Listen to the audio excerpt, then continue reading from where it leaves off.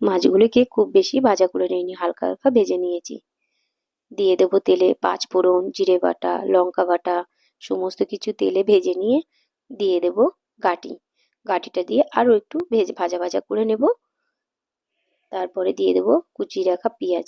পেঁয়াজগুলি দিয়ে আরও একটু ভাজা করে নেব। ভাজা ভাজা করে নিলাম। তারপরে দিয়ে দেবো কেটে রাখা বেগুনের টুকরোগুলি, দিয়ে আরও কিছু সময় করে নাড়াচাড়া করে নেব। নিয়ে দিয়ে দেবো হলুদ গুঁড়ো, নুন, বাটি দেওয়া একটু জল দিয়ে দেব। দিয়ে আরও একটু কষিয়ে নেব। কষিয়ে কষিয়ে রান্না করতে মজাই লাগে। এবার যতটুকু ঝোল রাখবো ততটুকু ঝোল দিয়ে দেব। নামিয়ে মাছগুলি দিয়ে দেব। দিয়ে একটু সর্ষে বাটা দিয়ে দেব। ভালো করে মিশিয়ে নেব ঝোলের মধ্যে পোস্ত বাটাটা। রান্নাটা কেমন হলো তোমরা দেখে নিও।